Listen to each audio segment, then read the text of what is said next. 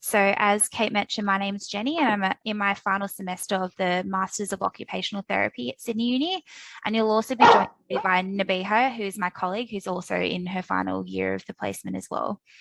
So to begin with, we're going to look at some research on the topic, and a scoping review was conducted to research what is known about speech, language and swallowing symptoms in patients with FND. The purpose of a scoping review is to examine the extent, range and nature of research activity. Scoping reviews are a great way of identifying the gaps in knowledge so further research in the field can be completed. While the research confirmed that speech and swallowing disorders are present in the FND population, there has been very little research conducted in regards to the number of patients with FND with speech, language and swallowing impairments. So the authors of the study believe this is due to the dramatic underreporting of functional language disorders, and they noticed that many of the papers that they came across during their review only cited the symptoms without going into the specific details of what these language disorders entail. Ultimately, further research is needed to establish how common functional communication and swallowing disorders are amongst clients with FND. And what was also found was that speech and language pathologists do have a role to play in the management of clients with FND. So what the research tells us is that speech and communication symptoms may occur in isolation, or they may occur alongside a range of other functional neurological symptoms. So with these functional communication, swallowing and cough disorders, there is a loss of voluntary control or altered sense of control of one's action over the initiation, inhibition and maintenance of the functions involved in speech, voice, language, swallowing, breathing or cough. There is often an inconsistency between the voluntary functions, which become inaccessible or overly effortful, and autonomic functions, which are usually under-preserved. So with the throat muscles, they're especially vulnerable to stress and anxiety. And when they get into a habit of tightening, it can alter how our voice sounds, contributing to breathing difficulties and cough. So a good way to understand this and just how sensitive our throat muscles are is to consider the analogy of feeling a lump in your throat. So when you get cross, upset, or want to hold back tears, you have this manifestation that manifests into a sort of like physical symptom from an emotional distress, if that makes sense. So I forgot to mention as well, if there are any questions along the way, feel free to put your hand up or just type in the chat and we'll try to answer those as we go. But I think this just demonstrates just how sensitive your throat muscles are, in the sense that if you're feeling an emotional response, then it can feel like a physical response in your body. So what is the cause of functional speech disorders? The onset may result from acute stress or a longer-term difficulty, much like with FND. And many patients do not recall any emotional stressful incidents, but will associate their loss of voice with a recent respiratory infection, a medical procedure to the back, to the head or neck, or blunt injury, which cannot be explained for the severity of the symptoms. So what does it look like? There is usually a sudden or irregular loss of willful control over the initiation and maintenance of speech despite normal structure and function, as observed through clinical examination. And again, this is similar to with FND in the sense that there isn't that obvious signs that there's something going on physiologically. And the voice is often associated with expression of emotion, so sudden, total or partial loss is often presumed to be linked to psychological factors. It can also look like a vocal hyperfunction, and this means that the excessive or uncoordinated force of the voice muscles, and this is often observed. So here are some symptoms, and some of these are symptoms in this list that you might experience yourself. So you might experience slurred speech, stuttering speech, difficulty finding words. Perhaps your voice might be hoarse, or when you speak, it might come out as like a whisper, and this is known as dysphonia. Foreign accent syndrome, which we're going to go into some of these in more detail shortly. Swallowing problems, known as Globus. I'm having a meeting here, though. Reiki stole my sock. Cough, dysphagia, and pain using the voice. So if we can just all put our microphones on mute, that'd be great. Thank you. So in fact, actually, the next slide is a good discussion. So if you have something to share, then feel free, please, to unmute yourself, or in the chat function, you may share a response as well. So the question is, what speech or swallowing issues are you facing in your daily life? So if you'd feel comfortable sharing maybe some of the symptoms that you're experiencing, that would be really great. So we could have a bit of a discussion on what sorts of things, speech and swallowing, you're experiencing. Does anyone want to share? Kim? Yeah. I actually, before I was diagnosed with FND, I actually also have vocal dysfunction, and but I have found since everything's coming in, I have found as the symptoms are coming in, it's affecting that. And I now, like it used to be at the beginning, that when I was swallowing and that, it used to get caught up here. It was like it just shuts off without me knowing. And I could like gag it up. But now it's going further down. And I'm having that a lot. And also my speech is becoming slurred and everything, but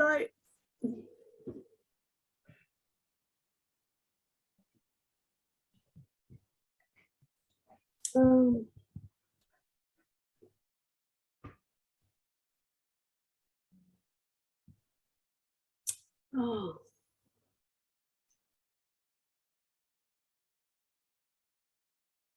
Sorry, I'm trying to find the words, and I That's just okay. Yeah. I understand what you're saying, because what you said is what is happening. Yeah. And they have, just because even my breathing gets affected, and it's like I've got to really concentrate, because the exercises they gave me for the vocal cord, I try and use that, and I've got to try and concentrate and breathe through the nose, but sometimes that doesn't work as far as trying to get stuff into the lungs. Thank you for sharing all of those things, Kim. Really appreciate it. Sounds like you've got a few of the symptoms that I've mentioned. Yeah. So hopefully when we go through some of the treatment options, they might be of use to you, and maybe you could share some of the things that you're trying and what you've had success with. Yeah. So yeah, appreciate that. Thank you. Thank you. So in the chat box, people are saying they've had problems with word finding, with the whispering voice, finding it hard to swallow hard foods, and periods of time where I lose my voice. And I know a lot of people say that after they've had a seizure, they might lose their voice, particularly at that point in time. So there may be the episodic periods where they lose their voice. So swallowing issues, word finding can happen at any time. Whispering is fatigue related. So I think a lot of FND symptoms can be related to fatigue. So if you've overdone it, you might find that all your symptoms exacerbate, which include speech and swallowing. So we've got slurred speech, foreign accent syndrome for over a year now. Wow. Stuttering and slurred speech with tics, and swallowing problems as well. So they're quite significant issues which are really not talked about a lot in FND. I think it's really been an under-researched, under-reported area. And obviously swallowing is going to have major issues on how people feel if they're not eating enough. Someone's saying here, I lose my voice at the start of a seizure and after a seizure. It can take time to come back, and often slurred and stuttering. And that's really quite common, that around the time that you're having a seizure, people might become paralysed and they might also lose their voice. So they're quite common for FND. So we've got people that will have episodic loss of voice. And I've certainly had some clients where they've completely lost their voice and not been able to have any voice for, some years. Yeah. So, and obviously, you know, massive impacts on communication, and massive impacts if you're not able to eat properly. Yeah. Definitely. I can see Sheridan said I can give you an example in a second. Did you want to share further, Yeah. Sheridan? Yeah, thank you. So my speech when I'm at home, when I'm at home talking just to my family, my speech is completely normal. When I go out to the shops and have to do an order, I don't even try speech because it is so tiring. This is so tiring. In my work, my speech like this might last the first few minutes, but then it will be okay, unless I'm talking about any of my symptoms, which yeah, so my speech problems are triggered by lots of things too. Yeah. Chickens, So, as well as I have lots of tickles, punks, chunks, ticks. yeah. And I think sometimes when people are sort of feeling relaxed and safe, so when you're at home, when you're with your family, if that's a safe environment for you, your symptoms might be, you know, more under control, so less activated. And when you're sort of slightly activated, you've got the increased autonomic arousal, like if you're out and about, that's when your symptoms can get a bit worse. Fleur has said that she's happy to share. Did you want to share something there, Fleur? You'll need to unmute. Hi. Sorry, wrong way.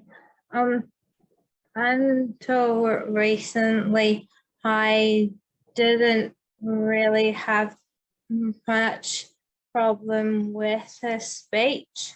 That's quite new. But I have had a lot of problems with the swallowing. Mine seems to be quite random. I can be fine 1 minute and not the next. I was diagnosed with the severe esophageal dysphagia. Mine got to the point where I have actually had to have a peg inserted. I have a duodenal peg.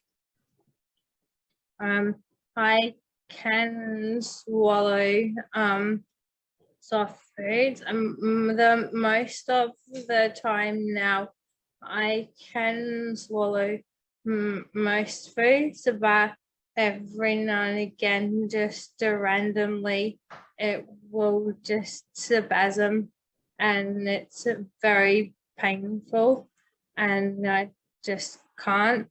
We have to use the peg then for feeding, but I can't swallow my medication ever.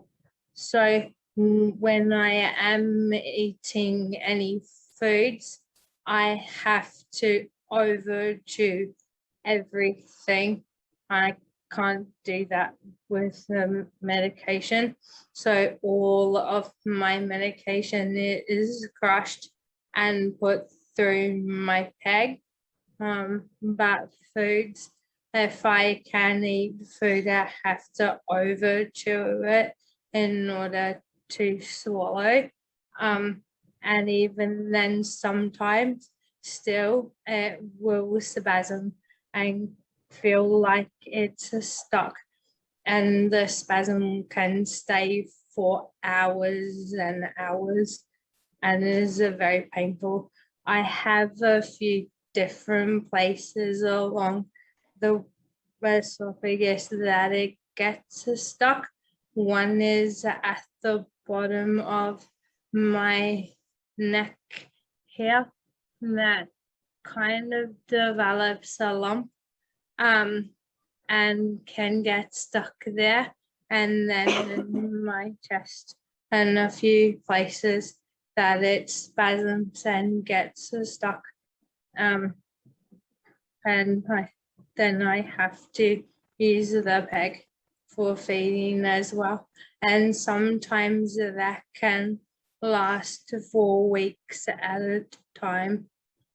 When I had to get the peg and it got that bad, I actually went for 3 months straight where I couldn't swallow anything other than like liquids like tea and coffee. Like it had to be like warm liquid like tea, coffee and Milo. And it took 3 months of fighting with them hospital for them to go, okay, yeah, we better put it in the bag. Yeah, and I've seen that happen before. You're not the only one that's had to experience the drama with fighting hospitals. I was very, very sick. Yeah, I know. It's really terrible because people are getting sicker and sicker when they can't swallow, and their needs are not being recognised. And they'll go, oh, there's nothing anatomically wrong, you can swallow, but people can't, and people are getting sicker. We were lucky that we live in Queensland, and I was referred to a community dietitian who was very good, and she told us in the end to get back to the hospital, and we were not to leave until the peg was put in. And she told us that because in Queensland we have Ryan's rule, and she told us if we have to use a Ryan's rule.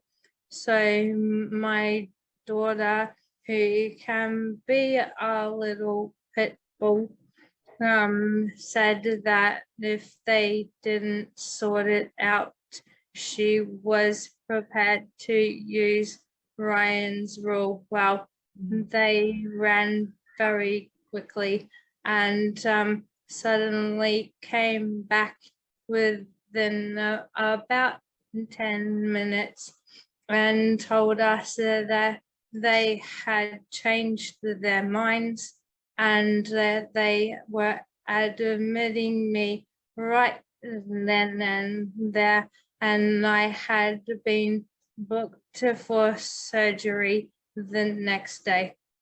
Okay, that was good. Yeah. Ryan's rule really works here. Yeah, it does in Queensland. Other states have similar, but not called Ryan's rule, but similar type of things. It's not always as effective. Yeah, thanks for Ryan's rule definitely very effective. She went as white as a sheet and was pretty scared when she said it. Yeah, okay. All right, well, thanks for sharing. Was there anyone else that wanted to say anything? Can I just say something very quick about the speech? We have just seen a speech therapist, and he told us to concentrate on rhythms. Yeah, that's really helpful to know. Thank you everyone for sharing your stories and what your experiences have been like. I think it's really useful to hear sort of what you're going through, and obviously, like, because it's so under researched, a lot of the things that you're sharing with us, they're not things that we've come across in our research. So yeah, obviously the lived experience is really important to hear, and it teaches us all. So yeah, thank you for being willing to share those stories with us. We really appreciate it, and hopefully it'll help other people too.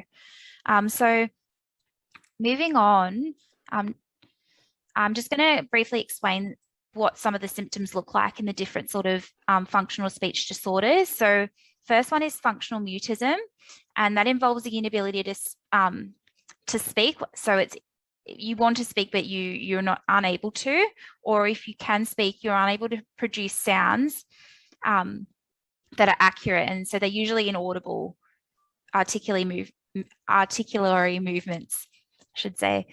So it means that the mouth is moving, but it's hard to determine what's being said.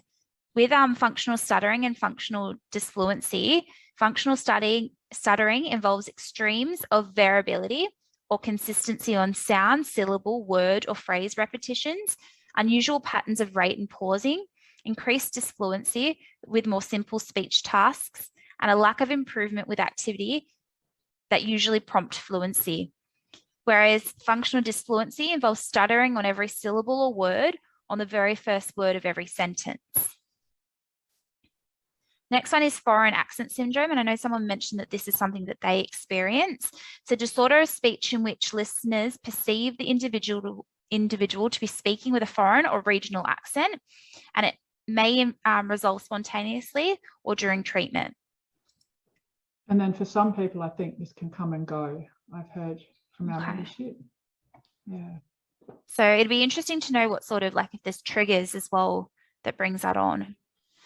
So if anyone perhaps would like to share their experience with that, that'd be really good to know. And with functional dysphagia, this involves difficulty and pain with swallowing. Patients often adopt avoidance behaviours as an attempt to reduce the perceived risk of choking. These avoidance behaviours may include subtly reducing food intake and textures, changing head postures, eating slowly and with raised body tension, and social avoidance at meal times. Globus is a functional disorder which presents as a recurrent, non-painful but uncomfortable sensation of a lump in the throat.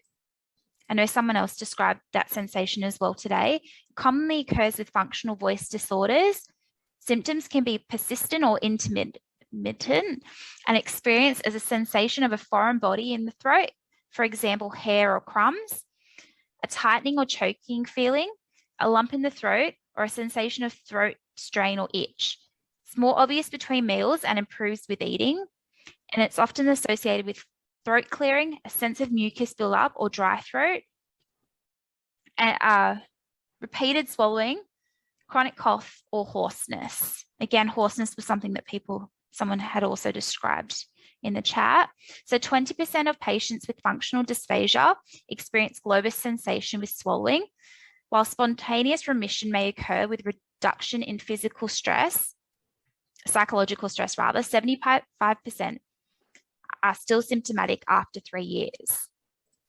So cough and vocal cord dysfunction, these can be considered manifestations of laryngeal hypersensitivity syndrome and may present as a persistent habitual cough or a cough which occurs intermittently in a hypersensitive pattern.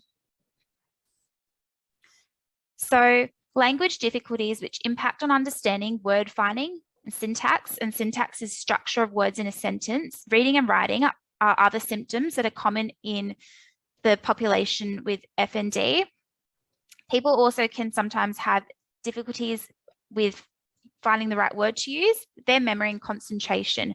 And these often appear to reflect insufficient allocation of attentional resources. These symptoms may resolve once other speech, communication, or functional symptoms are treated.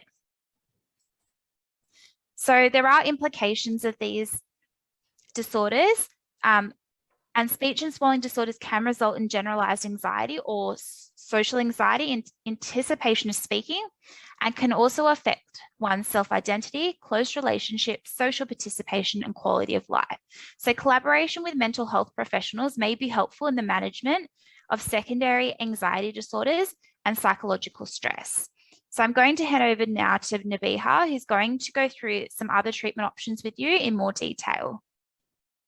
Thanks, Nabiha. Thanks for that, Jenny. Before I continue, I wanted to start a discussion topic on what people are doing when they are struggling with being able to eat. So I know, Fleur, you mentioned about using a peg. Is there any other ways or that people manage when they are having struggles keeping up with their nutrition that might be useful for us to know or to share with the group? Yep, Kim. Yeah, Kim. Hey, yeah, I use a straw for liquid stuff, and my dietitian actually has me have some supplement, you know, like the drink food thing to make sure, because I know since the because everything intermittently it just comes on and I'm not even aware that it's happened until I can't get it down. So but I have found the straw, and I just make sure I sit up. So that's all I've been doing, and just having the you know, the food replacement drink that they've suggested when I go out, I just don't eat and I don't drink. Okay.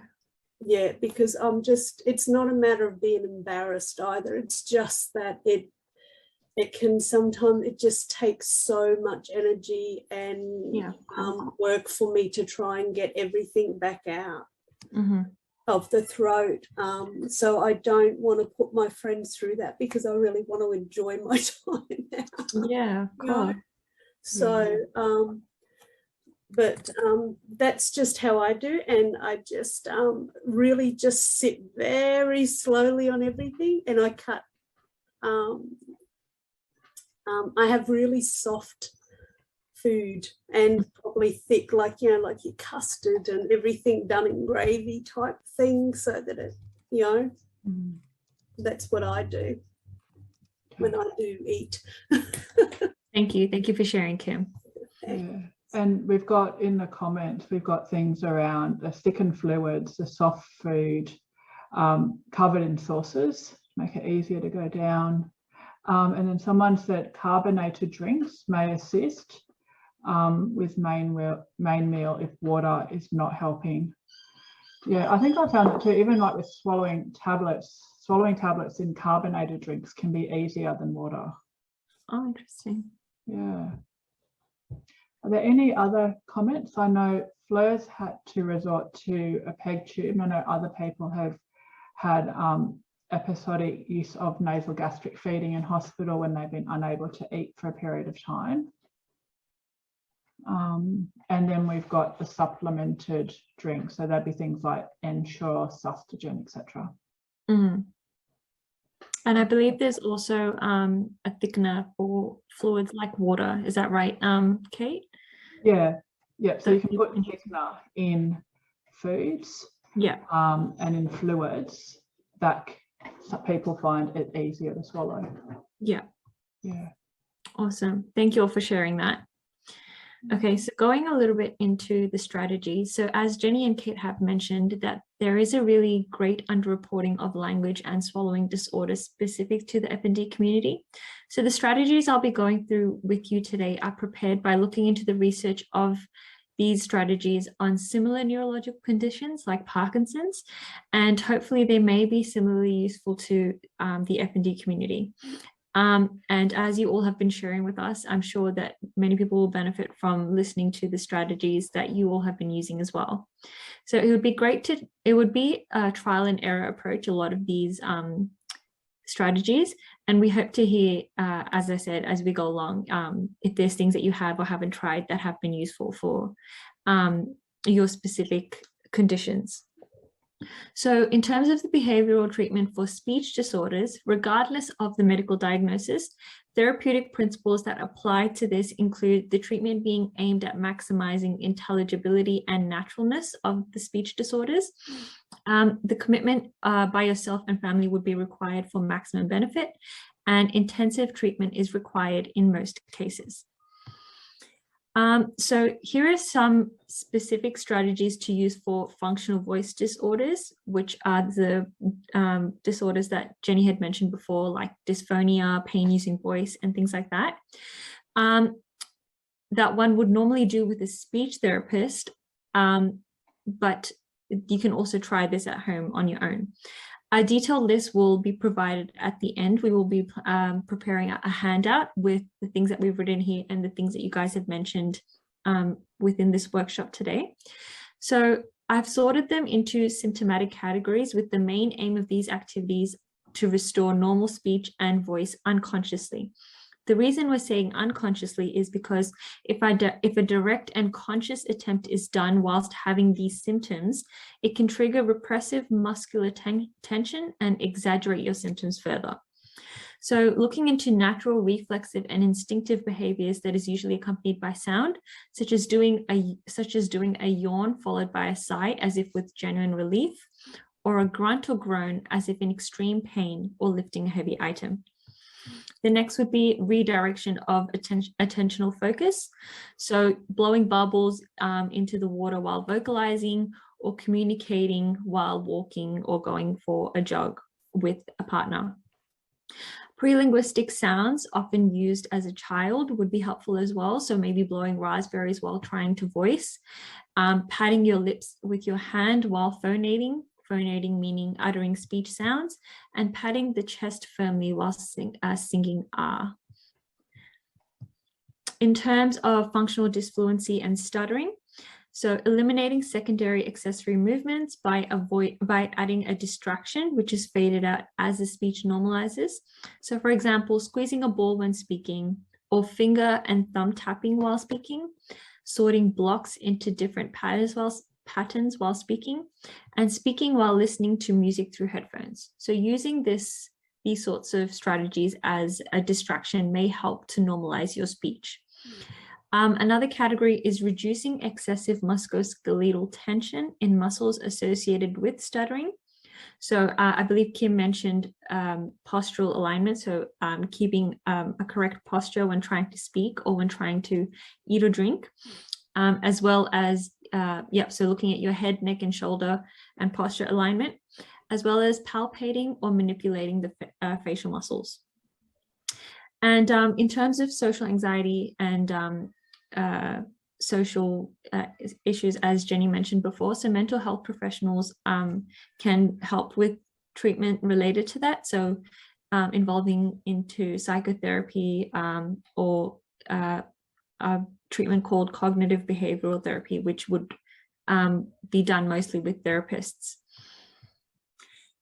In terms of the behavioral treatment of swallowing disorders, again, regardless of the medical diagnosis, if swallowing disorders remain risky, are insufficient to maintain hydration and nutrition, and require more effort than you can tolerate, there are various behavioral treatments that can be considered. The treatments can be categorized into rehabilitative or compensatory. So looking into the rehabilitative techniques, I've got a couple here. First, we'll look into swallowing protective techniques. So the different types of swallows that you can practice to protect your swallowing. These are just brief examples. I will be, like I said, hopefully creating a handout that will give specific examples of what these look like. But for example, the supraglottic swallow is basically an airway protection technique, which is followed by throat clearing and coughing and repeated swallow. The Lee Silverman voice treatment is also a treatment that has been shown to maximize performance exercises on swallowing movement.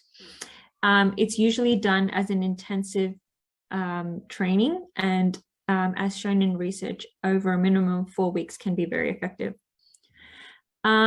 Expiratory muscle strength training, it uses a threshold pressure device to overload muscles of expiration, and again has been shown to have general therapeutic effects on speech and swallowing movements.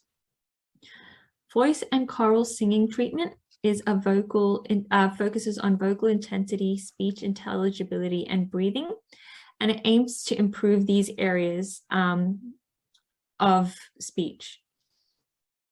Again, a lot of these have not been done specifically on the FND community, but as I said, they have been trialed on similar neurological disorders. So, and these would be treatments that you would try with your speech therapist. But things like the swallowing protective techniques, things that you can try on your own. And we have oral and pharyngeal movements. So the shower maneuver is again something that you can try on your own. It requires a forceful elevation of the tongue against the palate, followed by long, hard swallows, during which you're instructed to squeeze all the muscles of your face and neck. And the Masco technique is basically used to increase the pharyngeal wall movement. It's where you would hold your tongue. It's where you would hold your tongue while executing a forceful dry swallow. And there's also sensory therapies that can be used. So that would be stimulation using cold, sour, and electrical current. In terms of compensatory techniques, again, general postural stabilization, postural adjustments to the swallowing mechanism. So having your chin tucked and turning your head, throat clearing or coughing to clear your airway after swallowing, repeated swallows or using a liquid wash to clear the oropharyngeal residue, so the residue in your throat, increasing frequency and reducing sizes of meals to optimize nutritional intake and your swallowing function, having soft texture modified diets and thicker fluids, and timing your eating and drinking to coincide with the maximal effects of your medication.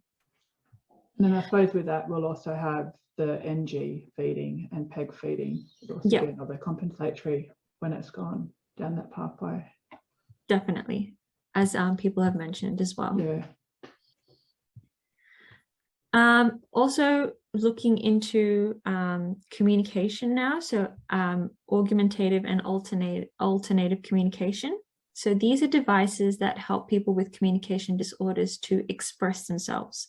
These devices can range from a simple picture board to a computer program that synthesizes speech from text. So we have them divided into unaided systems, which enable communication relying on your body language to deliver the message. This includes an eye gaze, vocalizations, sign language such as Auslan, and facial expressions. And then we also have aided systems, which require the use of tools or equipment in addition to the user's body. Aided communication methods can range from paper and pencil communication, such as communication boards and books, to devices that produce voice output and written output. Electronic communication aids allow the user to use picture symbols, letters, and/or word phrases to create messages. Some devices can be programmed to produce different spoken languages. So you have the non-technology ones, as I said, like communication boards and books. And then you have technology ones such as MyTalkTools, Proloquo, Sonoflex Lite. And these again would be something prescribed by a speech pathologist. There are ones that you can look at on your own. They would be costly though, maybe between $100 to $200. And the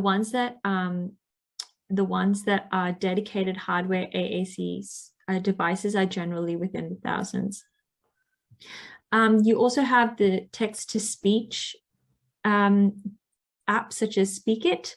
So Speakit can take any text material and add a voice to it, and it can store frequent phrases that you use. So it's excellent for people who are severely dysarthric who can type or have someone to type or store for them.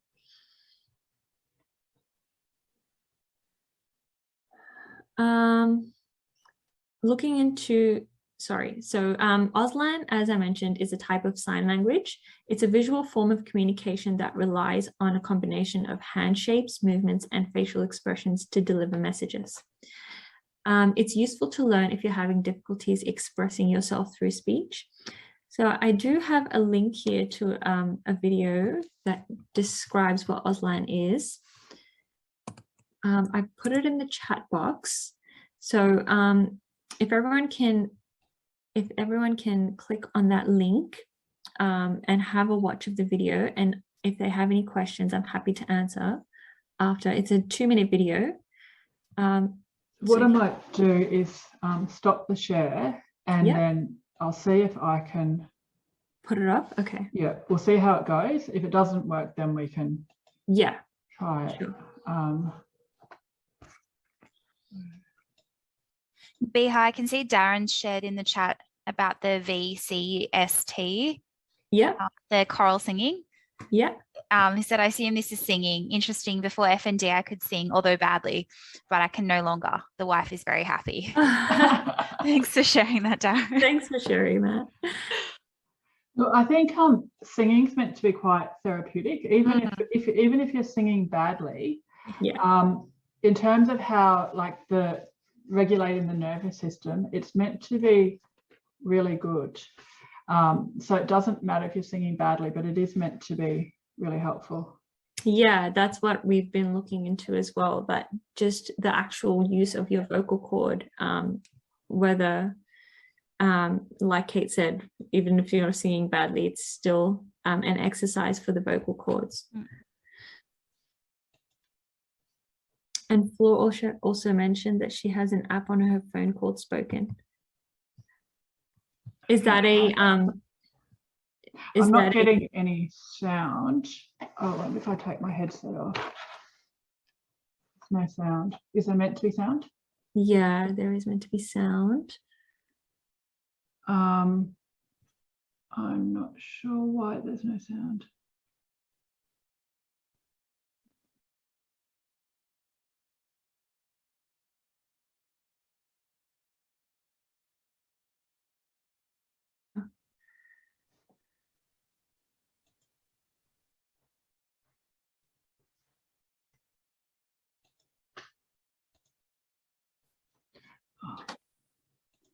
So as Kate mentioned, we will hopefully be Both.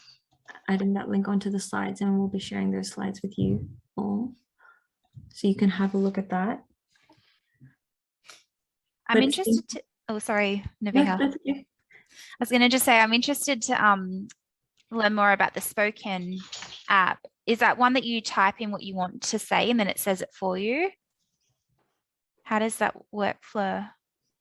Yeah, it's a text to talk, and you can save phrases, but it does have some pre-programmed words too that you that's awesome. can use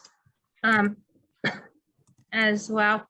Can I just say, talking about the singing too, I was trying to type, but I'm having trouble with my hands, so I'm very slow. I was a singing teacher Oh, wow. and opera singer myself. So when I went to the speech therapist and he found out about that, he told me that he wants me to do as much singing as I can, because he said singing actually uses a totally different part of the brain as well. So not only is it impossible to stutter when you sing, it actually uses a different part of the brain.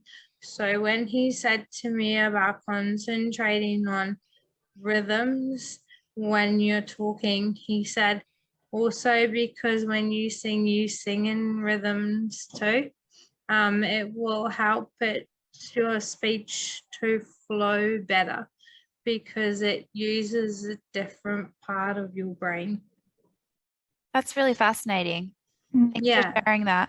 I recall when I was watching The Voice one year, there was a participant on the program that had Tourette's, and I when noticed that sang as it well. completely, it cured, like in the moment when he was singing, it went away. So that makes a lot of sense if it's controlled by a different part of the brain.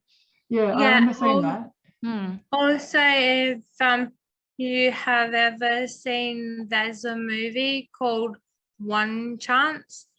It's based on a true story, and it's about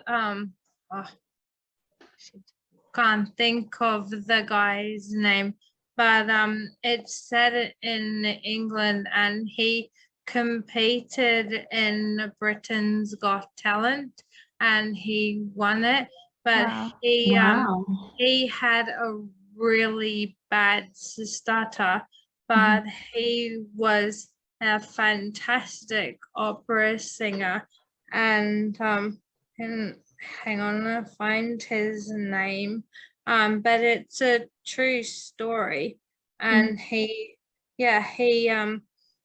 actually went to Europe to study under Pavarotti, but he didn't have a very nice time there. Oh, But he entered Britain's Got Talent, and he won it. But That's awesome. Paul Potts, his Okay. name was Paul Potts. Cool. Yeah, so it's but he had a stutter, but he couldn't stutter when he sang. wow, that's And incredible. Showed him of his stutter. Hmm. Yeah. Thank you for sharing Also, that. the King's Speech is another one. Yeah, They I made him Hmm. sing because you can't stutter when you sing. Yeah. yeah, those are some really good movies that people might be interested in watching as well. That's Yeah. great suggestions. Thank you. Really is great to have everyone's input. And I can see Sheridan's also shared about, is it Claro? Claricon Plus Hmm. for text to speech. Good for short engagements over the counter. For longer term things, you can go to LAMP Words, which meets various symptoms. Okay. All right, so going back to the slides. Yep, so we're just towards the end now. So a lot of people have given some really helpful apps for speech. I also have some swallowing apps here. So the first one is Swallow Rehab. So this basically goes through patients having consistent exposure to their exercise plan if they have one with their therapist, and related dysphagia education. I believe this app is $3.99. We have the Smalltalk app, which has basically 50 pre-recorded phrases for you to choose from to describe your eating and drinking equipment, level of meal assistance that's required, any diet modifications, or how to take medications, and also any compensatory swallowing techniques. This app, I believe, is 99 cents. And we have the iSwallow app as well, which has video demonstrations of maneuvers and exercises for safely swallowing. It's narrated and it's a free app. So if anyone wants apps specific to swallowing, these might be very helpful as well. And thank you for everyone for sharing the apps that you're using for speech as well. I'm sure that people who haven't heard about these apps would find them very useful. Is there any other apps or any other strategies that people have, or anything else that they want to share on what they're doing with their speech and swallowing disorders and how they're managing that?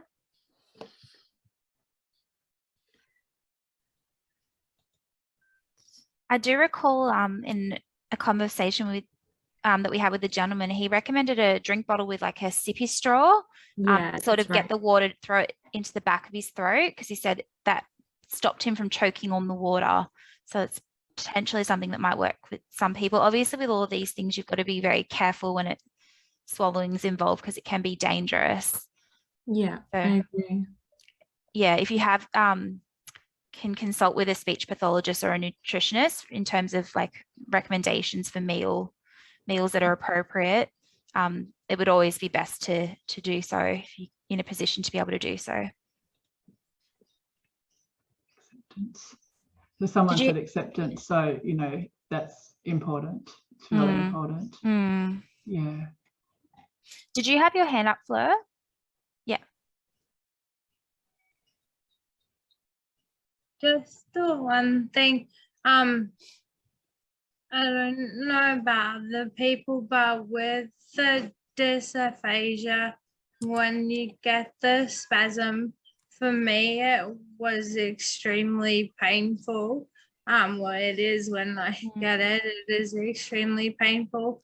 Sometimes to relieve that, I've found that heat, like an external heat pack, and also massage can be helpful to help release the spasms as well. Like my family have tried just like rolling fist type massage or open hand, just quite firmly between your shoulders and moving an upward movement up between your shoulders and up. Because for me, like at first it was quite terrifying because it felt like a heart attack. It was so bad. I had it like in my chest. It went through to my back. It even came up into my jaw. It was really bad. So I find like hugging the heat pack to my chest, but we've tried a few massage only with an open hand between the shoulders and up the back, like in the center between your shoulders, and keep moving an upward movement. It can help to release the spasm and relieve it and help to move the spasm, whatever feels is stuck there, to actually move, because it relaxes everything and moves the spasm on. If that's helpful to anyone. Yeah, that sounds really helpful. Thanks, Flo. Yep. Thank you for sharing. And then Sheridan, I think. Sheridan. I have a at the odd bias of being a speech pathologist with FND. But one of the things I find is the need for people to understand the different levels, because there's times when my speech problem, my communication problem is about not understanding other people, when I'm dissociated, when I can't understand the word, when I can't process. There's times when I can't remember the words, but then there's times when it's at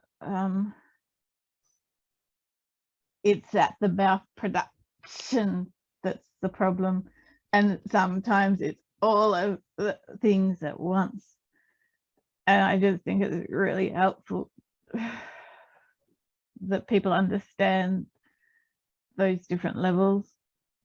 Yeah, it's a really because good there's no point. giving one strategy if the strategy is actually a different level of breakdown. Yeah. Chickens. It's definitely something to take into consideration for sure. Yeah, thank you. I can see Darren's written, I don't have any more strategies, but I can say that speech is the symptom that is the most frustrating of all. I think, yeah, that makes a lot of sense. It must be really difficult to feel like you've lost your voice in a sense, or have difficulty expressing yourself. Yeah. Did anyone have any questions at all about anything that we've covered today? No, as Nabia mentioned, we're going to provide a handout to supplement this workshop today, just so that you can have that for your reference. So we've given you a lot of information again to work with. And again, we really appreciate all of your input today. I think you've taught us a lot as well. Yeah, and as I mentioned before, a lot of these strategies, they haven't been specific to the FND community, because a lot of people, including ourselves, we're still learning about what exactly are the symptoms of the FND community in relation to speech and swallowing disorders. And you all have shared some really great insight today. So thank you for that. And hopefully this would be the basis of more evidence-based research to help as sorry, I think Sheridan, was it your name? Sorry. I think she mentioned about how there are the different levels of communication breakdowns and focusing on strategies specific to each level that you all face. So again, thank you all for your input. And if we don't have any more questions, I reckon we can go back to Kate. I think the other thing, and ridiculously as a therapist and a client, is that we need to feel brave to say what's working for us. Yeah. And to see ourselves as active in interventions and tell therapists that they're not the fixers, that we're in a team together to Yes. work through the issues, because I Yeah. think so many therapists think they've got to go off and find the answer Yes. when we've got half of the answer sometimes just through our own problem solving. Yep, Yes. exactly. And that's why the Mm. lived experience is so important, and getting Yeah. people's input in these workshops. Yeah. Because so many people will find the answers themselves. And like you say, you know, you guys, we are all living with this condition. Mhm.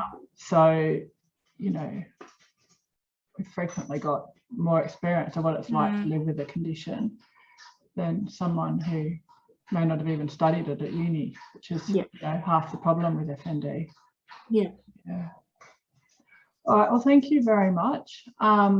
So I'll be sharing the video, the handouts, etc. in the group. So keep an eye out on that. And thank you, Jenny and Nabiha. That was really good. No Thank you. problem. all. Thanks. Yeah, thank you for all of you for your time today. We appreciate it. Thank you. Thanks. Okay. I'll see All you right. Have a later. good afternoon, Bye. everybody. Bye. Bye-bye. Bye.